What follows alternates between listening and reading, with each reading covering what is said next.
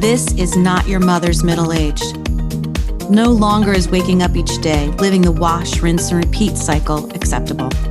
We have the life lessons, the relationships, the wins, and the losses with which to navigate to our highest self, without hesitation and without fear leading the way. We have been there and done that, and so we have so much to offer the world and each other.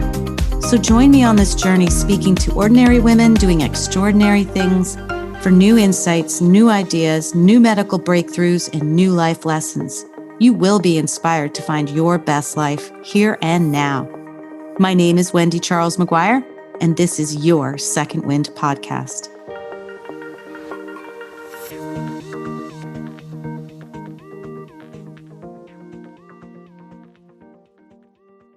Second wind, calling all ye second winders. I have a wonderful special lady with us today.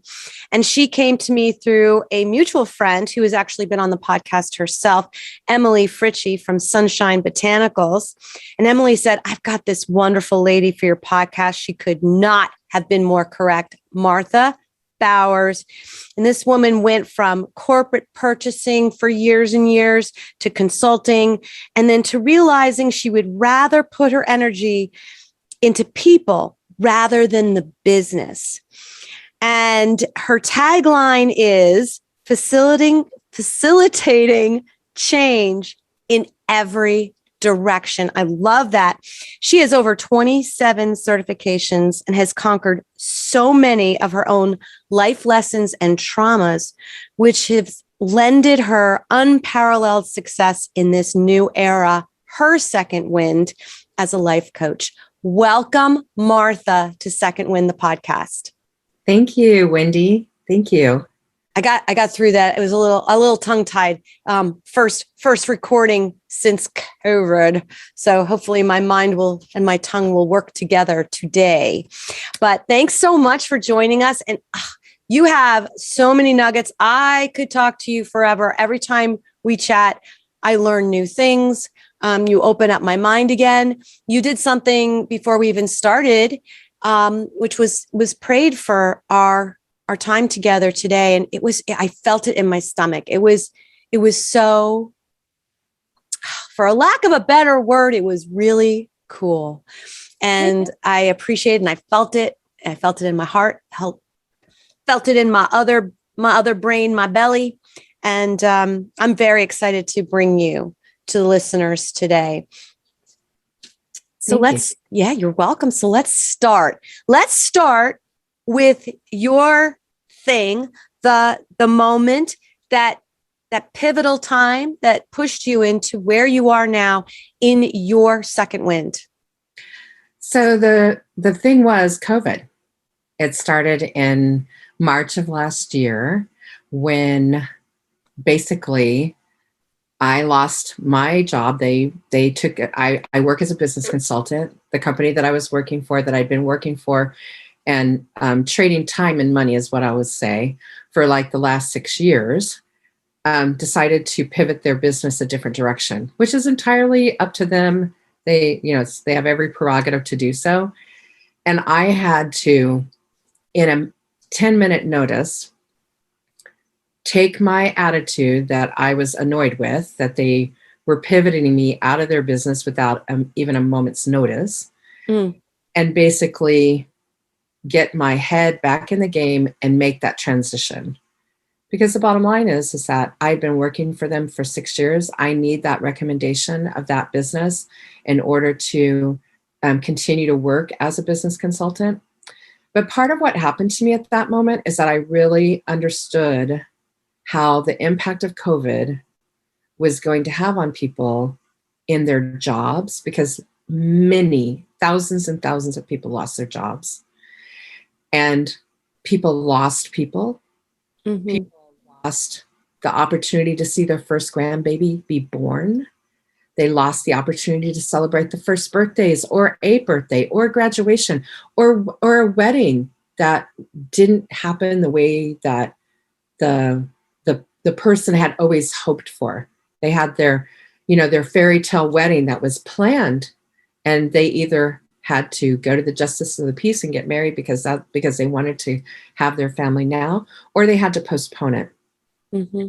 Regardless, there was just so many losses that I felt like that a class that I had taken in January of 2020, I knew was going to change my life. I just didn't know how much. And that was the beginning of me pivoting away from businesses and really working more with people to help them overcome the losses that were coming, that were going to be experienced during these last few months. And seriously, we've been in fight or flight, in my opinion, since 9/11. You know, Oh, wow. That's interesting. Huh. we've had this huge amount of fear, loss. Again, like 9/11 was a big loss. 2008, we had a big, huge economy loss. And then with this, particular event with COVID, we've had another catastrophic loss on so many different levels within our family that I feel like it's time to step out of I don't want to say the closet because I've never really been in the closet, but to really stand in the presence of who I'm supposed to be. And that's to help people really work through their life trauma, no matter what it is. And I really feel like that COVID is a pivoted point for me, just because of my own change that I had to go through just to transition that job. And I took 15 minutes. I took the tools that I had learned 2 months before, got myself together, got back on the phone, pivoted that business over to the new person who was going to be taking care of it, and walked away feeling really good about it. But I could see how so many other people were being furloughed or let go, or the companies just closed down, and their perception was much different than mine. And so I'm here to help people work through whatever that is. And so there's a whole life story behind that I'm sure we're going to get into. Yes, we are. Oh, yes, we are. Because as we share this, you have your own, like a treasure chest. You call it your tool bag, but you have so many of them that I think really it's a treasure chest. It's this big thing that you have all these tools that can help, which is what we were talking about, both men and women, all humans, help them with their traumas. And that it doesn't even matter if it was in childhood or the person that you had a traumatic experience with is no longer with us. You show people how to release that, move on from it, and grow from it. And it doesn't have to have any kind of a grip on their lives, because even if they don't think they do, or it has a grip on their lives, you're able to go back and say, oh yeah, well, there it is again. The choices you make and the things you do all have something to do with it. A lot of times people don't realize that repeating behavior that keeps showing up, like for an example, it could be dating the same type of man over and over, and you think this guy's different than the last guy, and then you find out that guy is exactly the same, even though it didn't look the same at first. Those are like memories that are kind of stored in the DNA of the body. And so what I do is I help you reprogram that and release it. Because a lot of times we go into relationships saying, I don't want that anymore. I don't want that anymore. And then they end up with that one thing that they didn't want, because that's what they manifested. They manifested that they are saying they don't want it, but that's what they're focusing on, versus focusing on what they really want, which is a man or a woman who is wholesome and good and, with the right intentions and, whatever that might be. And it could be a job. It could be a person. It could be, anything that you're focusing on that you say you don't want is what you actually end up attracting. And so my objective is to help you go back and really reprogram yourself so that you release that emotion that's hidden, can be hidden, buried. I know from my own experience, I had a tremendous amount of abuse as a child. And I'd like to say that, it's more important to understand that pain is pain. So to my pain was pretty horrific, but as an adult, I can say, ooh, that's a big bow, right? But to someone else who may have been either locked in the closet by their mom or something that isn't as traumatic, but is still a traumatic event to a child. Pain is still pain. As adults, we can say, "Oh, but I wasn't molested," or "I didn't have that happen," or at least that didn't happen to me, right? Exactly. Whatever stuff still happened. Exactly. And so it's all relative, right? And so we think that just because, we weren't kidnapped or raped or molested or those things that our childhood was not that bad. But the bottom line is that we all have something that impacted our life in a negative way. And maybe some people, it didn't impact them as much and they're able to like maneuver through. But for other people, it has derailed maybe their job, maybe their school. Like when I was in school, because I had so much trauma going on at home, I wasn't a good student. I was honestly, I think it was the fifth from the bottom of the class. I barely, I felt like I barely passed, but I did pass, but it wasn't, but because I was out of 245, I was like 240 in the grade point average. You know what I mean? So oh my gosh, we would have been best friends. I was there.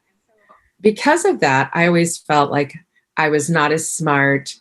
My teachers would say, "Don't you have older brothers? Like, why are you not as smart as your older brothers?" And my guidance counselors, like, "You can't do that. You're not smart enough to do that." And my parents, like, "You can't go to college because you're not smart enough to go to college. And you can't do this and you can't do that." And I thank God I had the fortitude to say, "Watch me." Because, the one thing I wanted to do when I was in high school was to be a buyer. And I was the director of purchasing for $1 billion company, and I never went to college. And that's awesome. Yeah, it was just like, but there was a lot of hard work. Yeah. There was a lot of hard work to get me there. And so I was able to accomplish those things, even though I was told I wouldn't. And I think that's a perfect segue, because what you're doing now is, it's so important. And it's such you're not like, when people look up life coach, you're not your average life coach, and every life coach has their special qualities and gifts. Yours is so deep. It's so deep. I help people. Oh, so good. Yeah. I help people remove the blocks. Remove the blocks. Coaches are people trying to help people create a pathway. I actually help remove the blocks so that you can create your own pathway, or that you can just start walking in your pathway.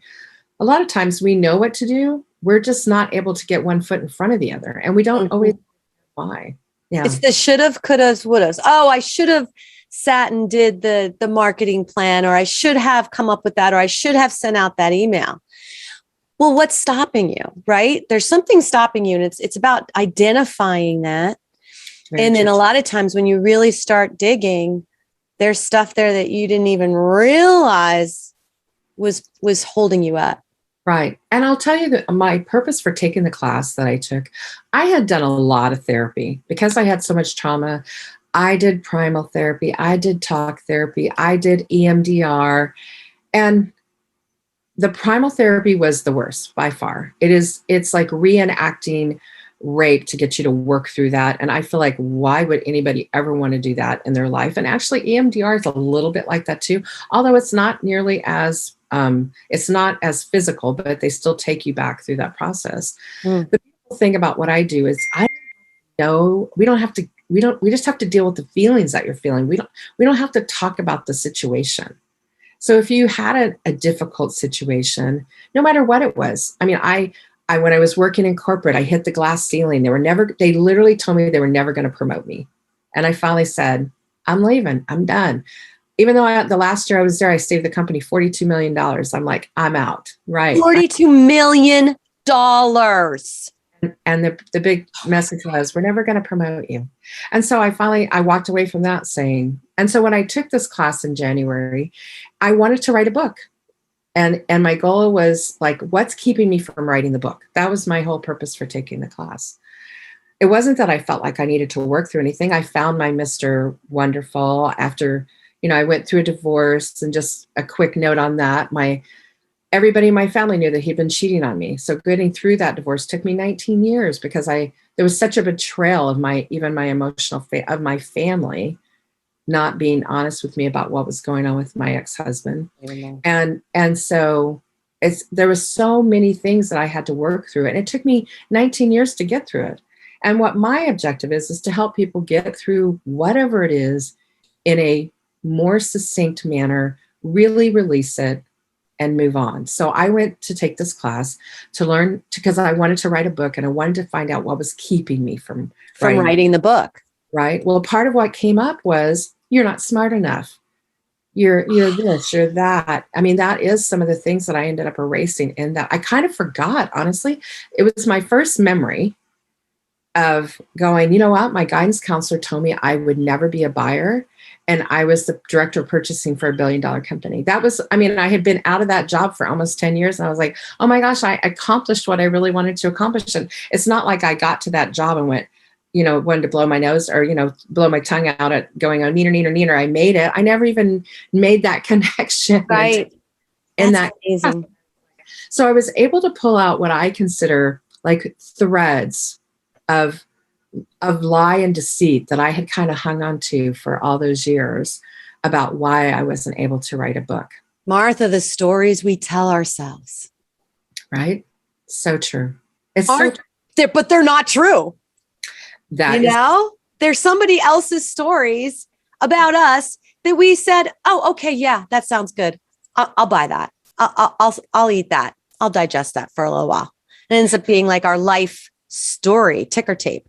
And you know what's so interesting is that from what I understand about and why this program works is that we go to all of these different classes to learn all these different things, to be a millionaire, to be a this, to be a that.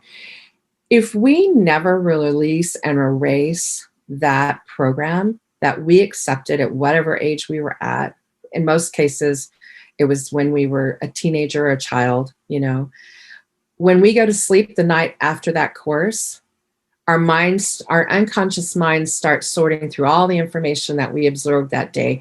And it'll get to that, I'm going to be a millionaire. And I'll go, nope, that's not real. And it throws it out. No way.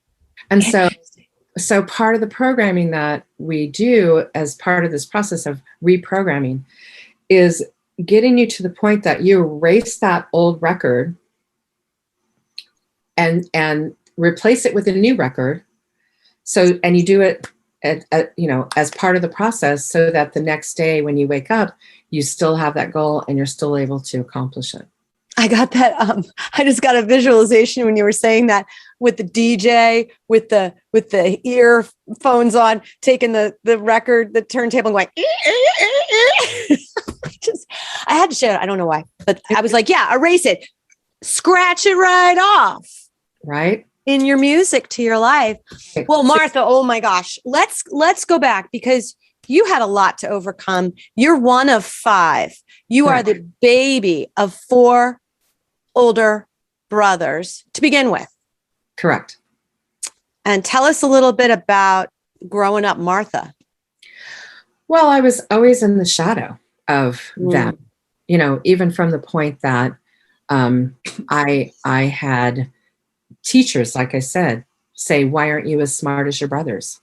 Like, how does that even happen? And I also had a lot of, there's a lot of sexual molestation going on at home and just trying to survive. It's really a wonder I even graduated. It's a wonder that I didn't graduate with drug addictions or alcohol or food or something, Why do you think that is? Because what you were going through was so intense. Well, I will say from my own personal journey, God was my father when my father wasn't. From a young age, huh? How are you so lucky to be able to latch on to that at such a young age? I had a friend who dragged me to church because even I tried to talk to my mom about being molested and she accused me of enticing my brother who was 8 years older than I was. Stop it. I was 8. So my mom kind of abandoned me.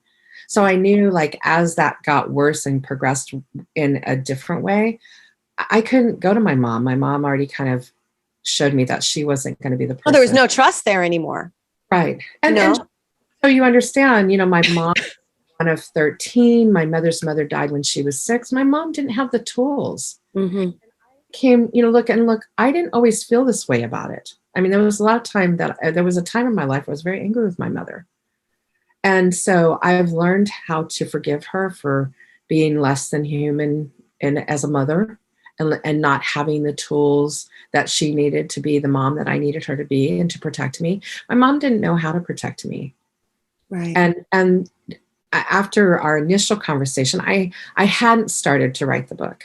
But the bottom line is that I wrote down, I've got my outline for the book, and it's on basically forgiveness. It's on unconditional love and forgiveness in every aspect of my life, of where I've gone, because I've had to forgive the most egregious kind of situations where I wasn't protected, or who was the perpetrator, so to speak. Mm-hmm. And come to a point in my life of saying, all of these things kind of made me who I am today. And I actually am a pretty decent human being, in spite of it all. I haven't allowed it, because I started at a very early age. I mean, after my husband said, I don't love you and I've never loved you, after 8 years, I really dug in and said, I need help. I need to fix this. And so, and it took me on a journey. And I'll tell you, my first talk therapy person said, how long are you going to be a victim? And I wanted to just whack. Whoa. That was hard to hear, I'm sure. But he was right. I was allowing myself to be a victim, but that's because that's how I was raised. And so, you kind of go back and you learn how you are and why you are the person that you are, and you decide what are those things that you want to change. And then we go after those things that are the real button pushers for you, able to work. You're in this house. These things are happening. You can't go to your mom. You're being told by your counselor and by your parents, you can't go to college. You're not smart enough. You told me you'd get an A for content and an F for grammar. Exactly. I was the same person, girl. I was never labeled with anything. I remember having to take special tests though. Like, oh, you're the kid that needs to be in the special class.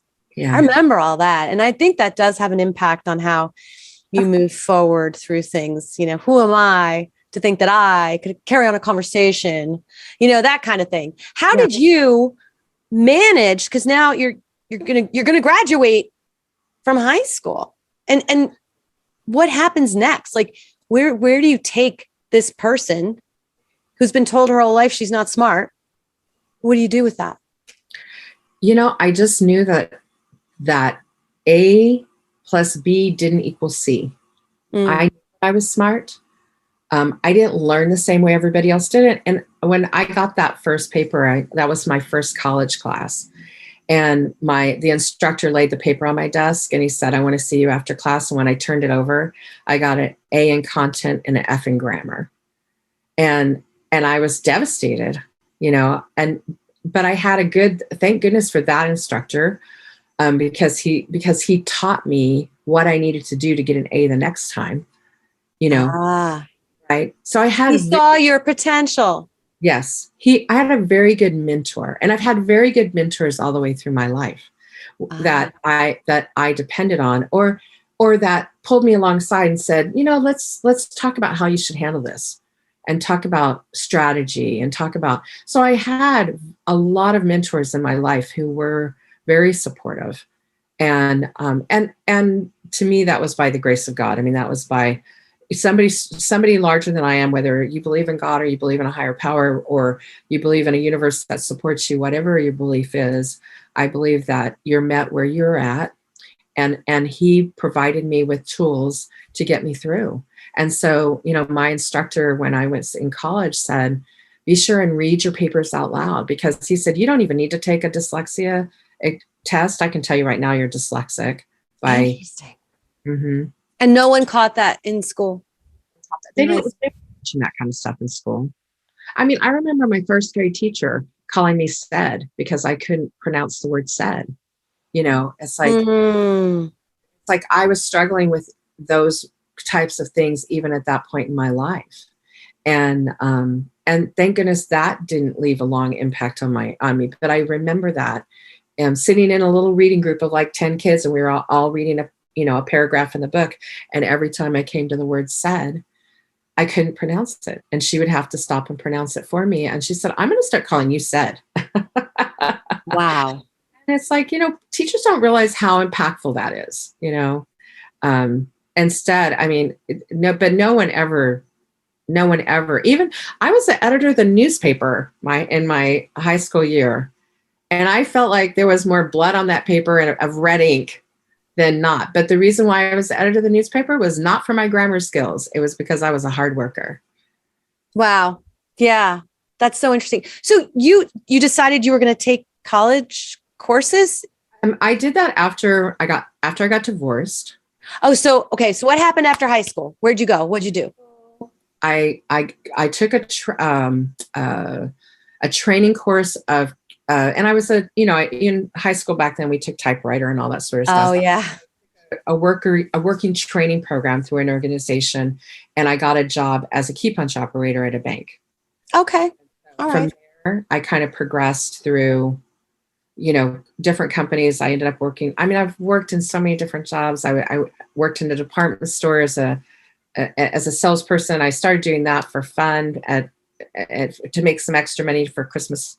And then before I knew it, I was the manager of the department. And that's where I was at when I met my husband, and we got married, and I moved to California.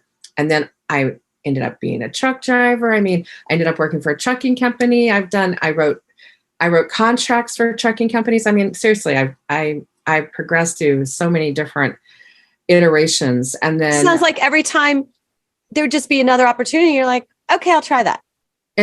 That's exactly what happened to me. My insurance agent liked the way that I worked. So when the trucking company was going through when the tariffs were going through all the deregulations of the trucking industry in general, my insurance agent said, why don't you come to work for me? And I went to work for him, and I became an agent in the office. And then my husband told me he didn't love me anymore. And then that upset the whole apple cart. And I decided to go back to school because I was tired of letting the devil have a hold of all this, is the way I felt like. It was like, if I could just help one person get through. What made you think, so your husband cheated on you?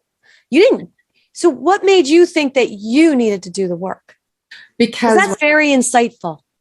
Well, and that's because the talk therapy person that I went to says, how long are you going to be a victim? And that was a pivotal point as well for you. Bit point for me. Yeah. This is really me. This isn't him. Although it was 100% responsibility, I feel like. But I allowed a lot of things in that relationship to exist because I didn't know any better. Because I had so much trauma as a child. I didn't even know what a healthy relationship looked like. I didn't know what it was like for your dad to protect you, or your mother to protect you, or to honor yourself, or any of those things, because, it wasn't going on. And the thing is that people are sitting there going, well, that happened to me. Well, we're not dying of terminal uniqueness. The numbers of people who have been molested are like 4 to 1.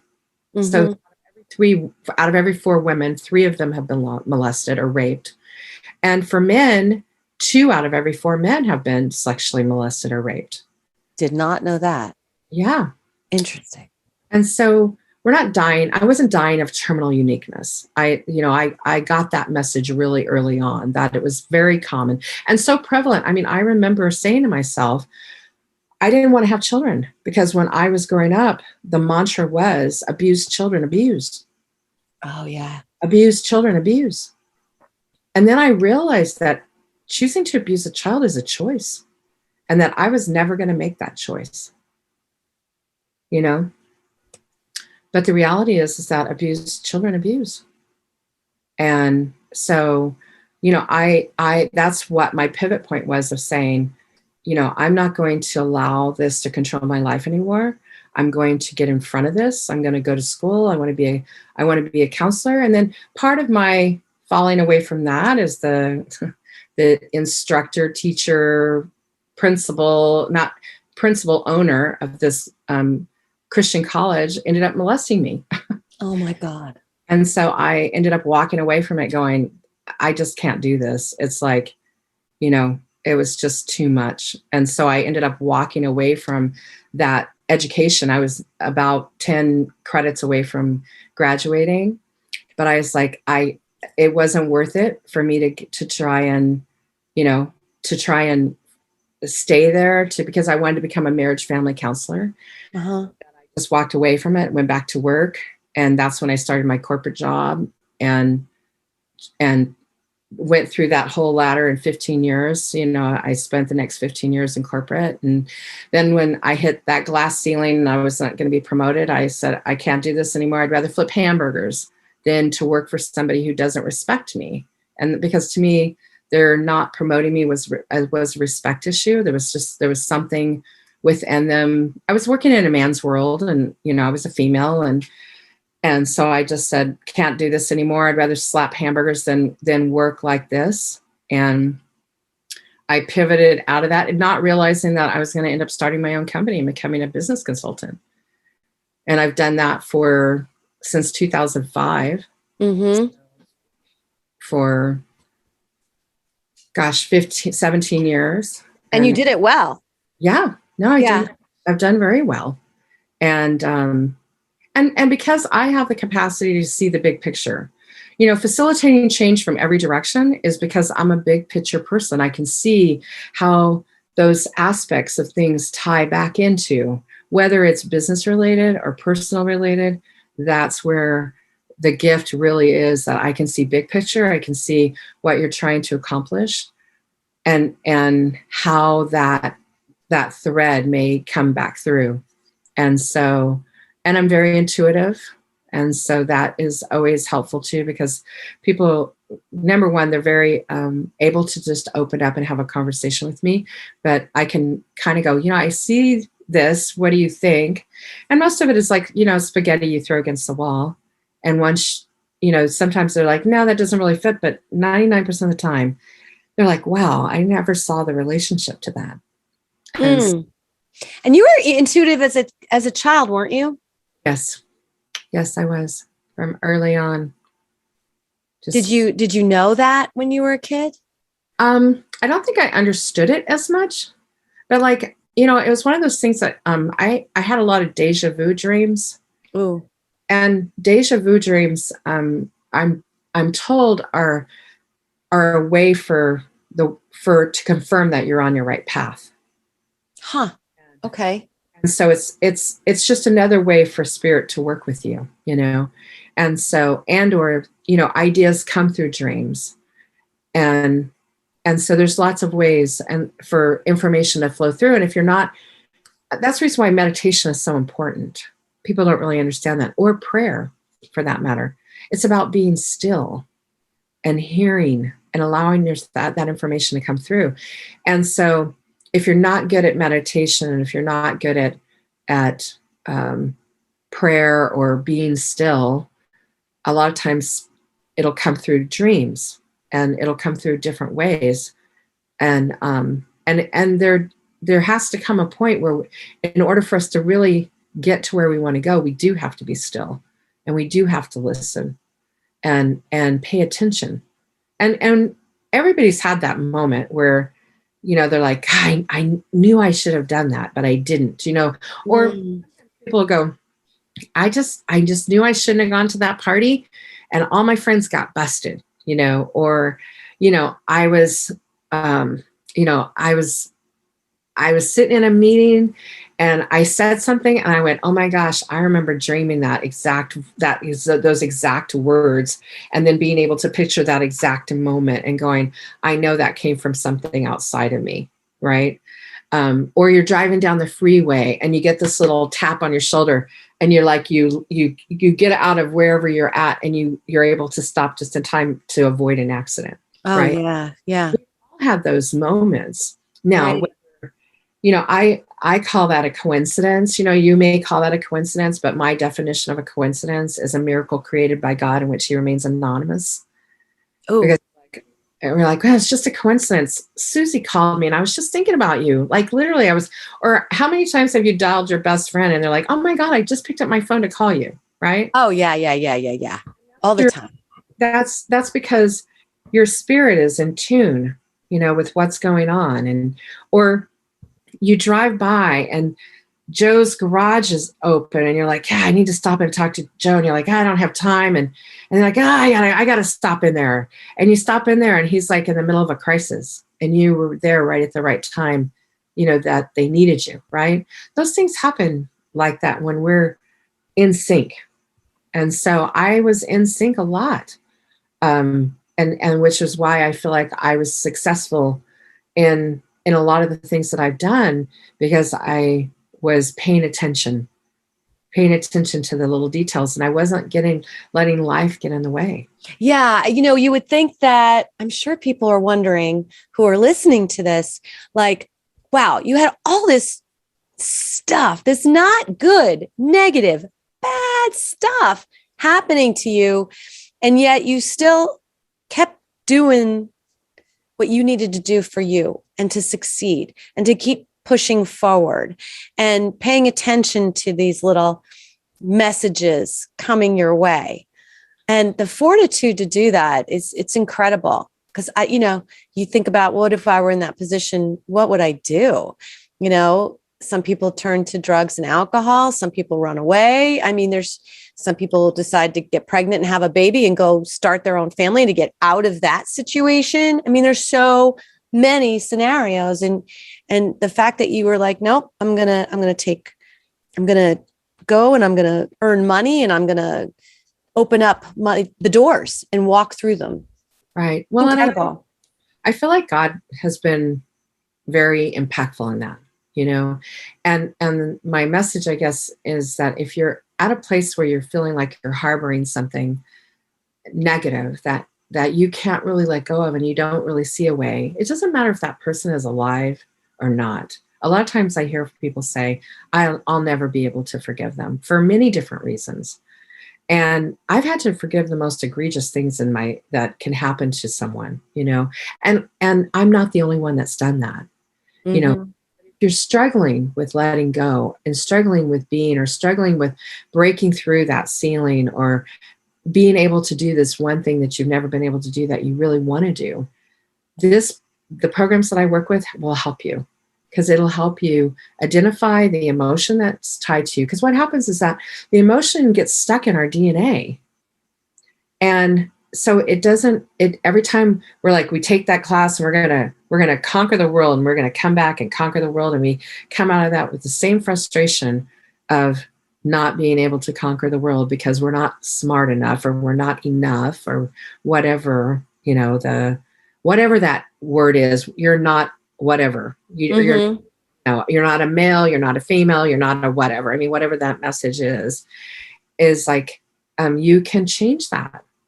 And if you had that tough experience, I ask you to ask yourself, how much longer do you want to be a victim? And don't, look, I was taught to be a victim. You model your same-sex parent. You learn cognitively from your opposite sex parent. So somewhere in that, you've learned how to be who you are. And so I learned early on that I didn't want to be this person, and I didn't want to be this person in my life. And I did things to change that. And I didn't want to have children because I didn't want to be that person, right? Right. And until I got to a point in my life when I recognized that being that person was a choice, Mm-hmm. to choose not to be that person.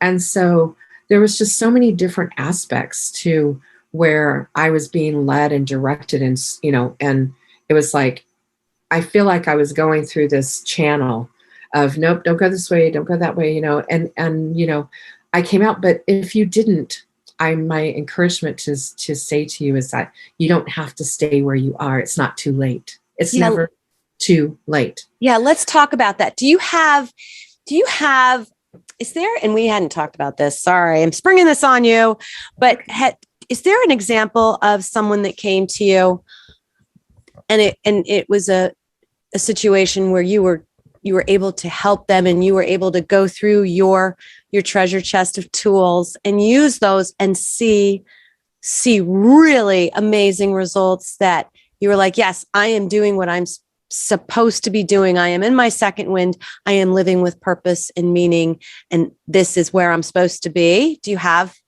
anything like that? Couple stories. One of the first ones that I had was a person who hadn't worked in 2.5 years. Okay. He was like, I haven't even been able to get an interview. And he was in his mid 50s. He had not worked in 2.5 years. His mother was paying his mortgage. He was just horrified about what his current life experiences were. And he was struggling, because here was the example. He's like, when I knew you, when I was working with you, he said, I was on 1 antidepressant. He goes, Martha, I'm on 6. Oh my gosh. And he goes, I get into interviews and I can't even answer the questions. He goes, I leave an interview and like all the answers flood my mind and I can answer them all. And he goes, I can't even get through an interview. So I did 1 session with him, and he was like, he texted me the next day and he goes, I have a job interview, phone interview tomorrow. I did 1 session. And so I got on I said, let's get on the phone right now. And I basically walked him through a process. And I said, call me when you're done with your interview. Let me know how you did. When he got done with his interview, he said, I can't believe it. He said, I think I did well. And I'm like, great. And he didn't hear back from that job, but that, it takes time for that to ferret out.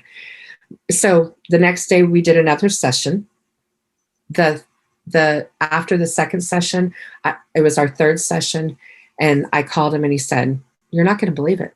I go, tell me what's going on. He goes, I got hired. I said, what?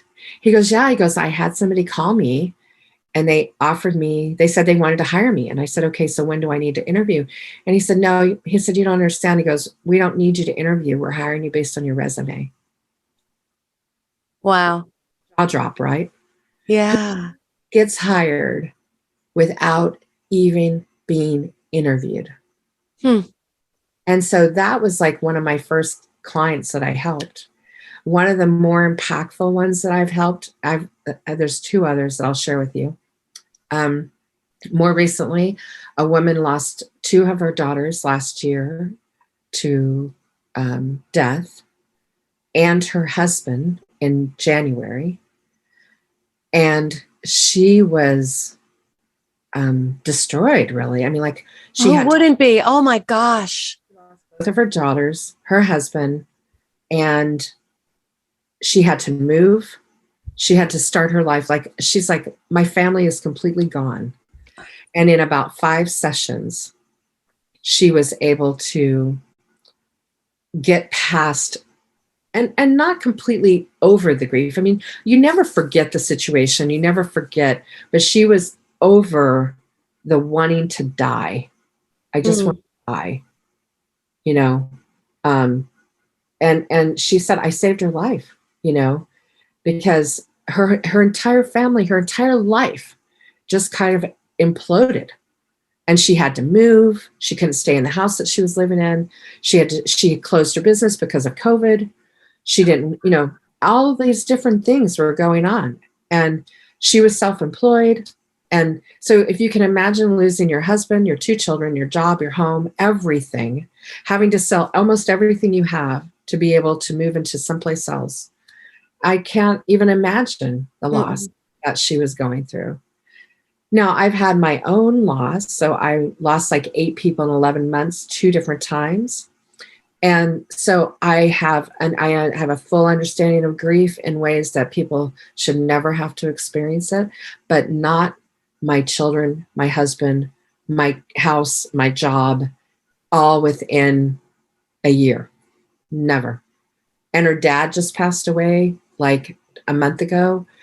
And she said, I can't believe I'm okay. I can't believe that this hasn't hit me like the other losses that I had. And we, she attributes it to the fact that this work that we've done. So that's one experience. The other experience is I'm working with somebody who has cancer. She has 2 different types of cancer, and she's working with a clinic in Mexico because she doesn't want to do chemo or radiation. But through an intuitive person has told her that this cancer is not physical because of something that is going on, but it's emotional. Oh, you're kidding. And so the cancer is caused by emotional issues that she held on to. And she's one of the people that was spanked 100 times by her father when she was 6, you know? Wow. And so I'm helping her work through the emotional aspect of it.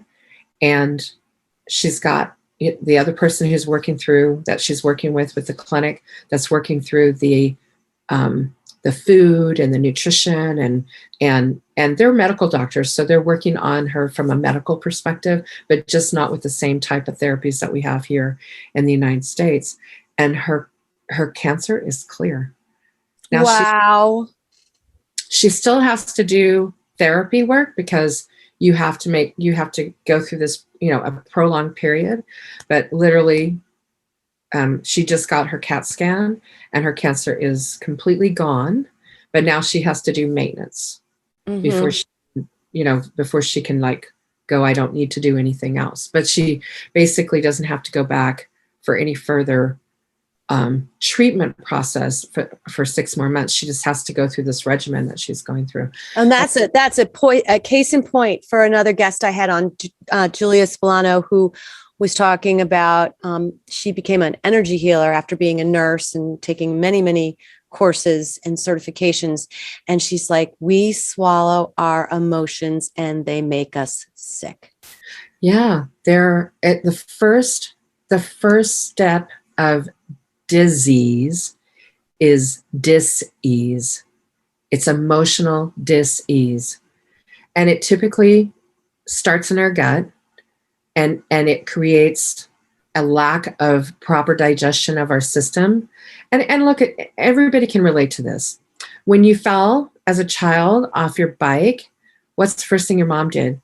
You want a cookie? It'll make you feel better, right? How many did your mom say, come on, let's eat something, it'll make you feel better? The moms knew that they could give us something that would stimulate that I feel better. When the reality is that there's no bones from the end of your rib cage to your hip bone, with the exception of your spinal cord.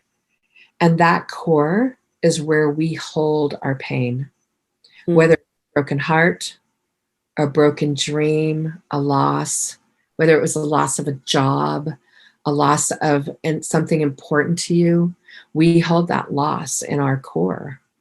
And a lot of times our disease was created by this dis-ease that we had a long time ago. And for this, I mean, sometimes, look, our bodies, we can have emotional disease, spiritual disease, physical disease, structural disease, right? There's all these different things, of why something can be going wrong within the body. But in this particular woman's case, her illness was really harnessed by emotions. Her emotions from years ago. One thing I want to make sure we get into today real quick is something that you said is very important when we're trying to reprogram, and you're helping guide people down this path of uncovering the years, uncovering the stuff that's there that they may not have given any credence to, that's important. And if they had a situation with someone who's passed and that person's no longer here, like, for example, my husband, and, maybe I need him to have to talk with you. His mother was an alcoholic, and there was some stuff towards the end. They didn't speak. There was all these things. And then he had to make the decision, to pull the plug kind of thing on her. And it was unresolved. And you wonder, with unresolved things, when someone has died and we're like, well, I had this problem with this person, but now they're gone and there's nothing I can do about it. What do you say to that? You can do that. You can work through that. There are a lot of different ways. You can set up a picture across the room and pretend like they're sitting there and have that conversation, because our minds are like computers. They're very complex. They don't recognize that you didn't say that at the time that it was going on. only, intellectually we're going, well, that really, we really didn't say it. But a lot of times you need to say it, you need to write it down, you need to burn it, whatever it is that you need to do to actually to work through it. But that's part of this whole reprogramming process that I do, is it really gets to the emotion. Because sometimes people are like, I don't even know why I feel sad. I just feel really sad. So let's work with that. I can work with that. And the beauty of this is, and what I love about this process is you don't have to go back and remember that. It's too painful.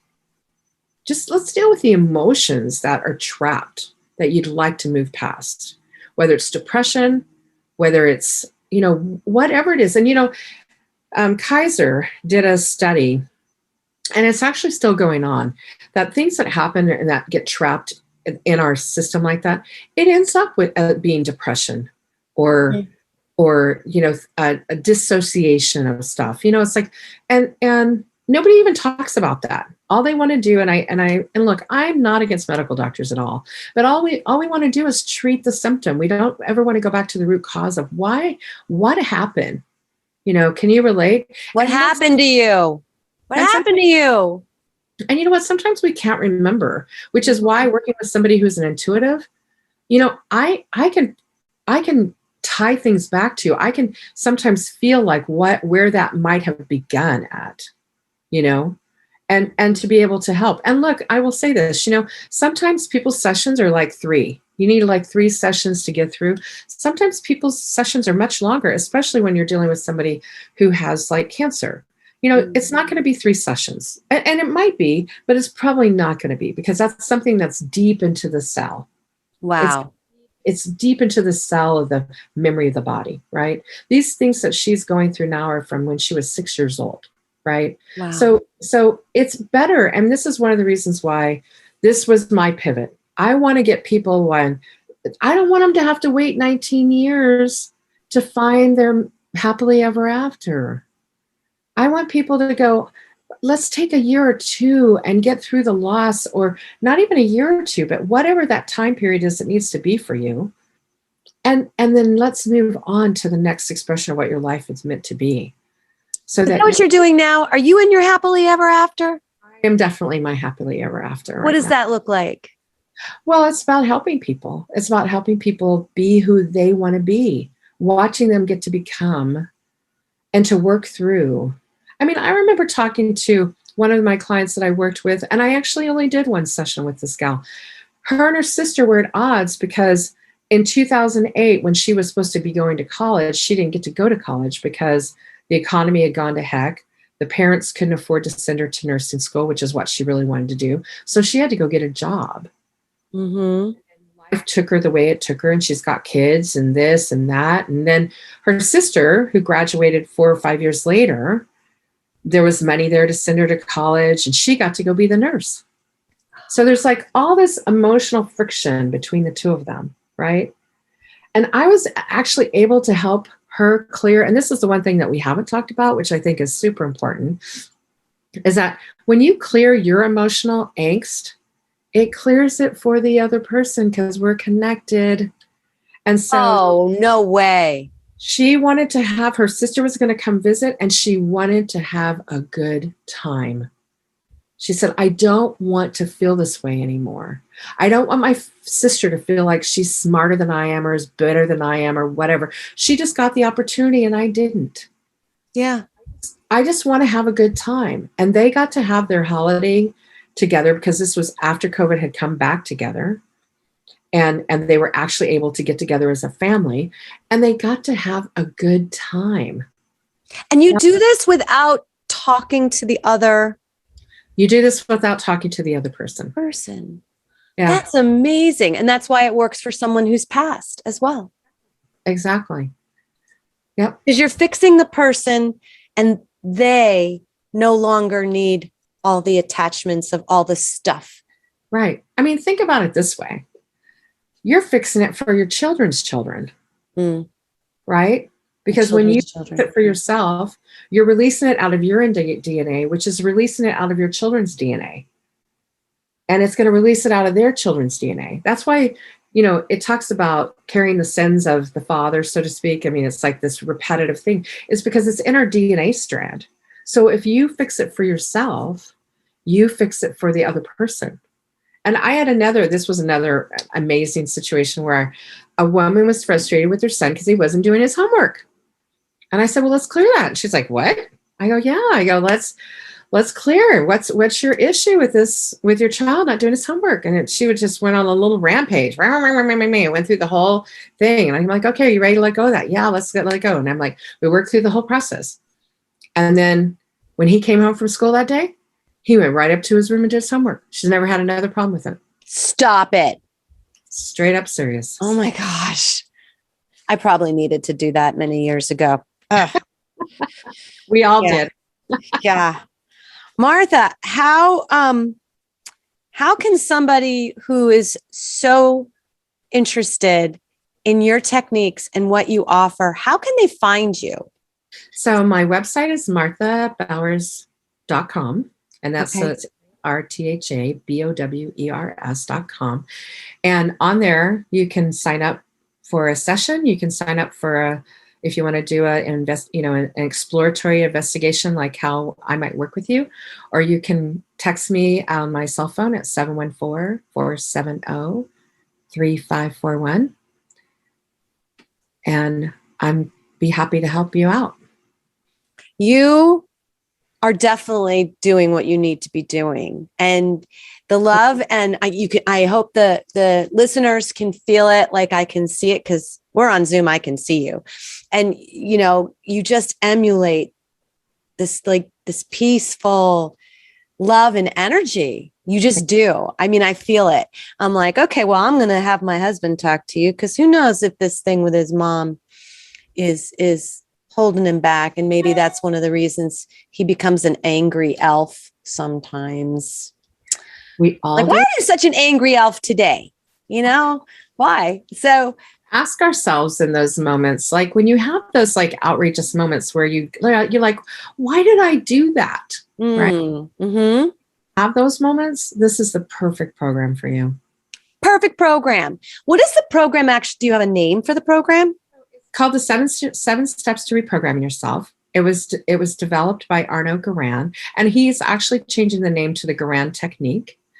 And basically he was raised by two deaf parents who were abusing drugs, and unfortunately they were being abused as children because they weren't being fed or taken care of. They were heroin addicts, actually.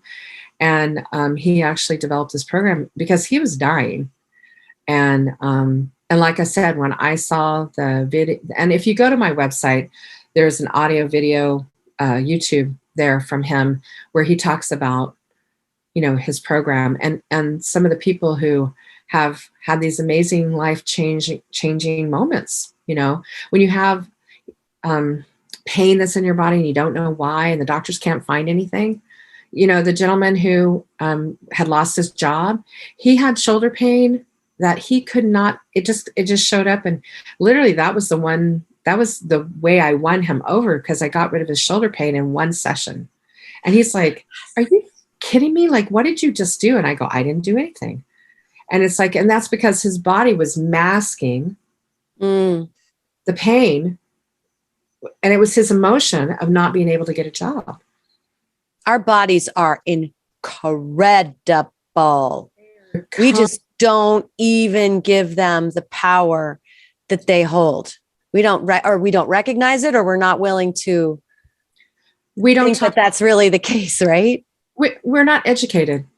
We're not educated about how our knee bothering us is our inability to move forward. Or our shoulders are bothering us because we've got the weight of the world on our shoulders, the weight of the world of our life, of not being able. His pain was that he wasn't able to provide for his family. He had the whole world sitting on his shoulders.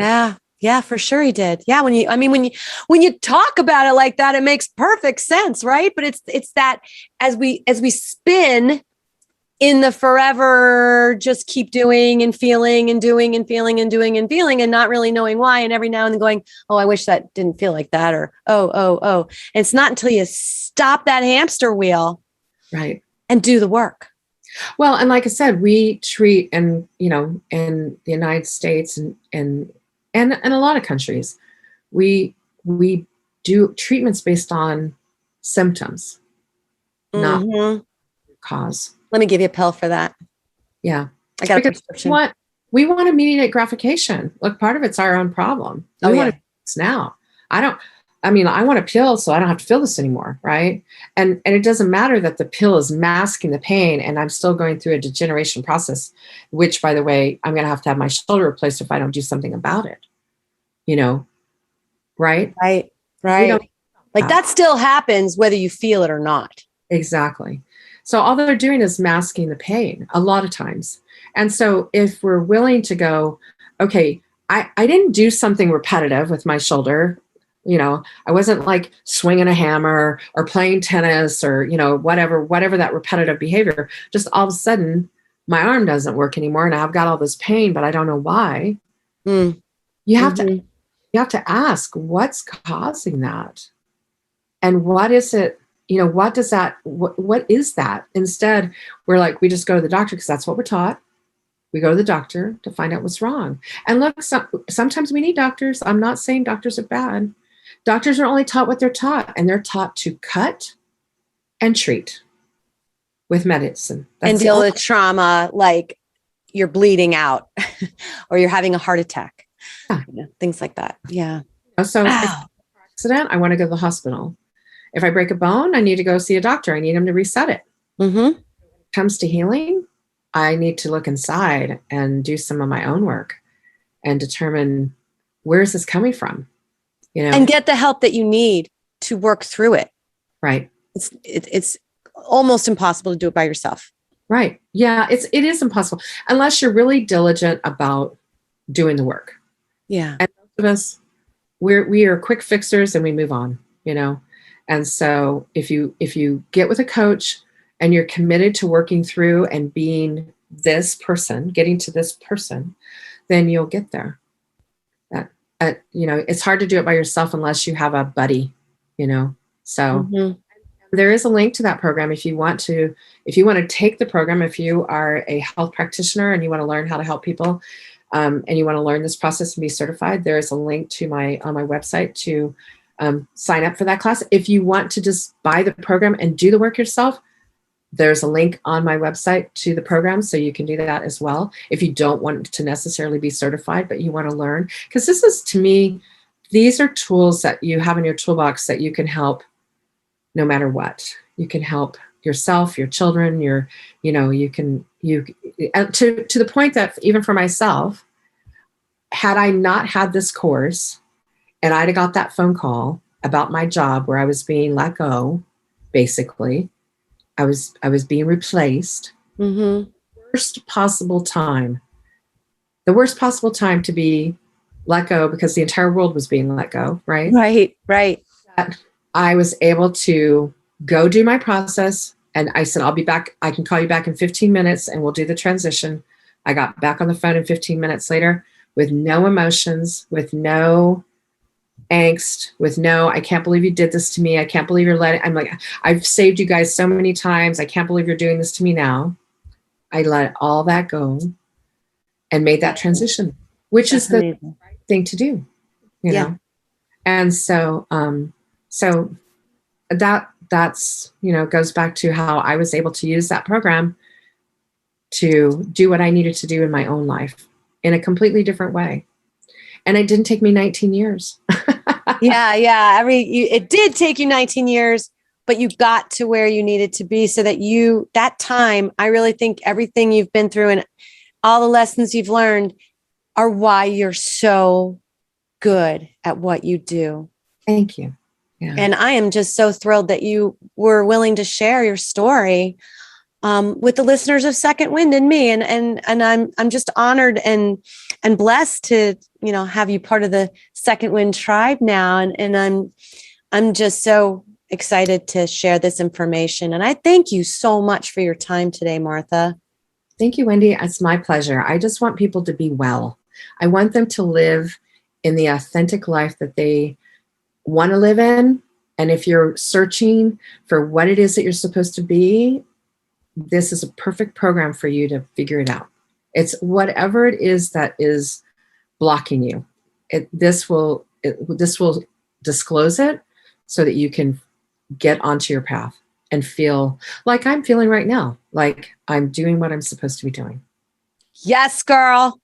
Yes. I love it. And thank you so much. And until next time, breathe in your second wind.